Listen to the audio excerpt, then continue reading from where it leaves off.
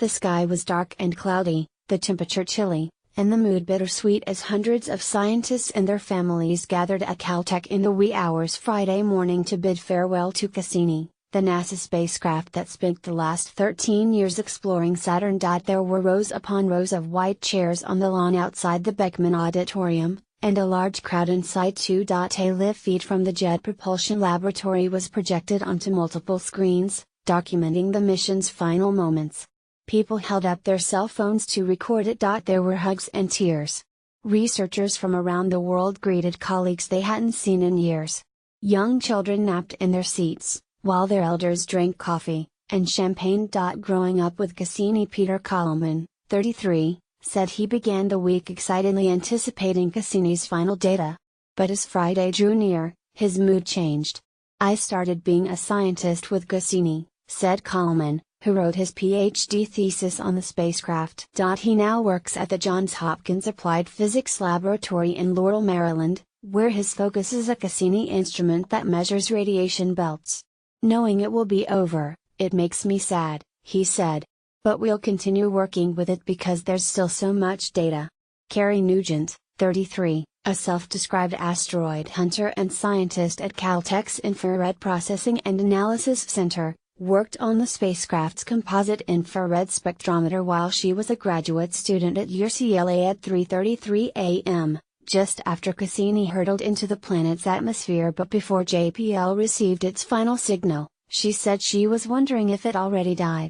"Personally, I'm pretty sad," she said. "It's a good little space robot, and I'll miss it."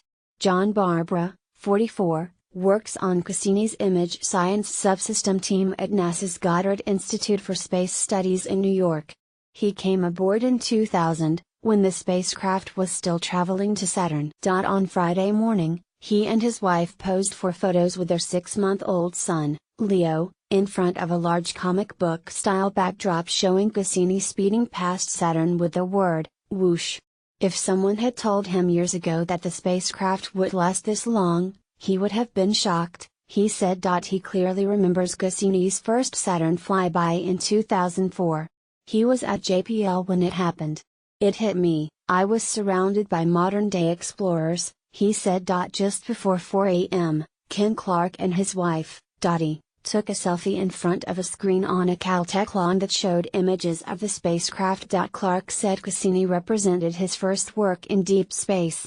He was involved from 1993, when the spacecraft was still being built, to 1997, when it launched.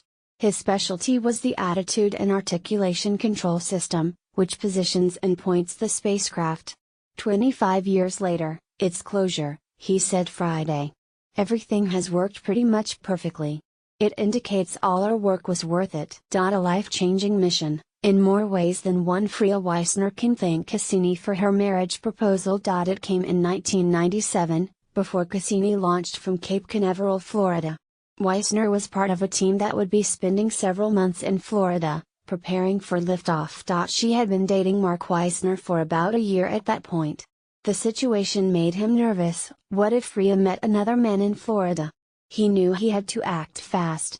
"I didn't want to lose her, so I proposed," Mark said Friday. She said yes.